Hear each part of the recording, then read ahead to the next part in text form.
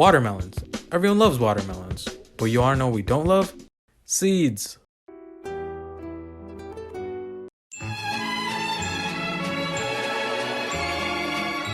Let's take a trip back in time, shall we?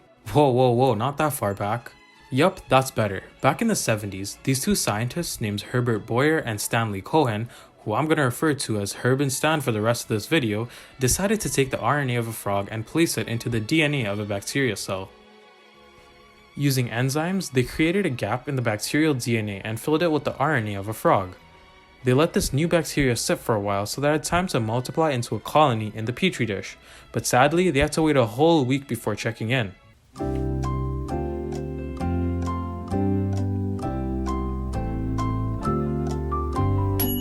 Oh great, my bacteria's done.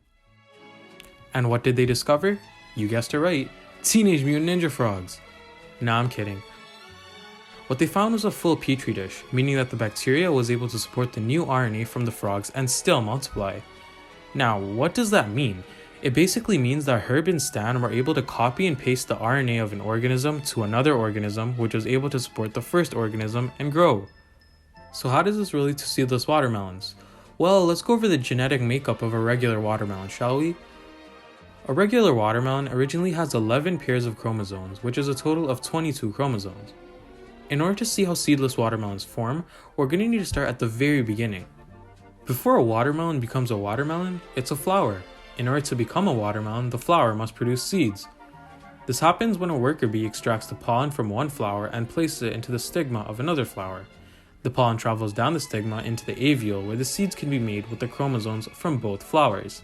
Under the course of 70 to 80 days, the flower will slowly turn into a watermelon. But with seeds. Now that we know how watermelon is made, it'll be much easier to understand how it can become seedless. It has been found that crossing the pollen of a regular 22 chromosome watermelon to the stigma of a 44 chromosome watermelon flower will produce a 33 chromosome watermelon seed.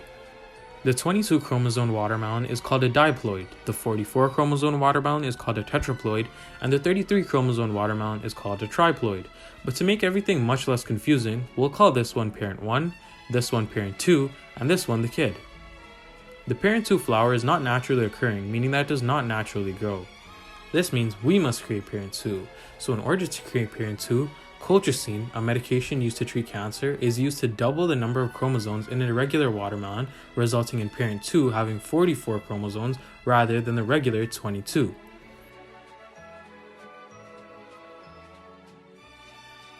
When parent 2 is pollinated, it will need half the chromosomes from parent 1 and half the chromosomes from itself to create the kid. But wait, since parent 2 has double the chromosomes of parent 1, the kid will end up getting 2 times as many chromosomes from parent 2 and consequently have an uneven distribution of chromosomes between both parents. Due to the chromosome imbalance, the kid watermelon is unable to reproduce. And how do watermelons reproduce? Through seeds.